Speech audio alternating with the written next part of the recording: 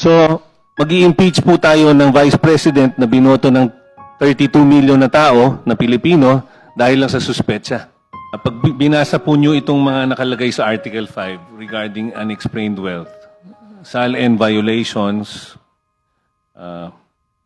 bank records, and financial forensics, nakalagay lahat sila based on assumptions in preliminary documentary leads, hindi po solid proof.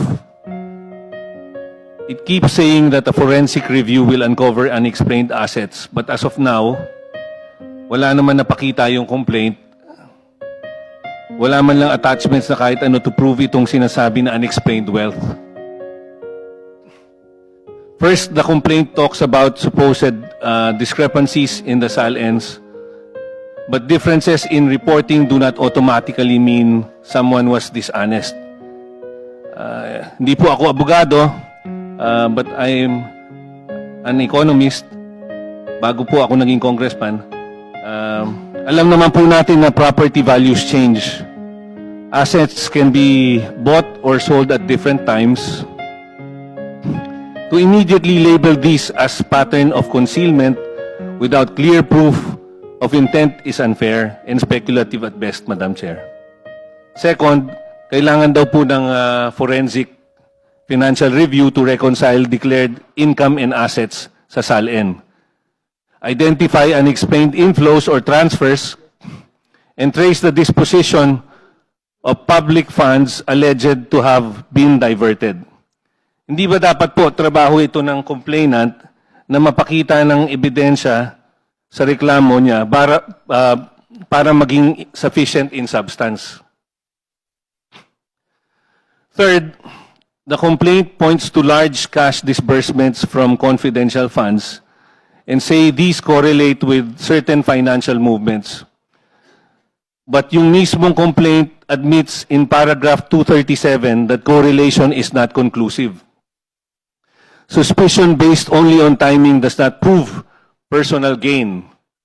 So, mag-i-impeach po tayo ng Vice President na binoto ng 32 million na tao na Pilipino dahil lang sa suspetsa. Third, the mention of intermediaries, third-party accounts, corporations, or relatives is likewise made to sound suspicious. But many lawful transactions are done through representatives or business entities. These arrangements are common and legal. Dapat man lang may katibayan o pruweba na ginagamit ang mga ito para sa mga illegal na gawain. Wala naman pinakita na kahit anong dokumento sa complaint.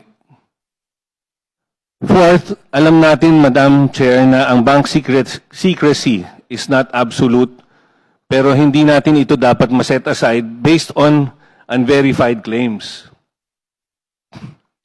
Investigation should be based on real and credible evidence, not on fishing expeditions in the hope of finding something.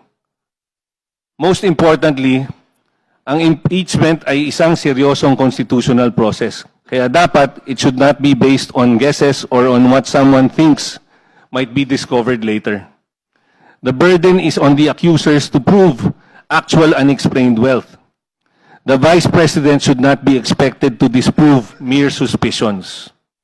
At the end of the day, Madam Chair, Article 5 is asking people to assume guilt based on what might be found later, not on what has clearly been proven now. Allegations and suspicions are not the same as evidence. Thank you, Madam Chair.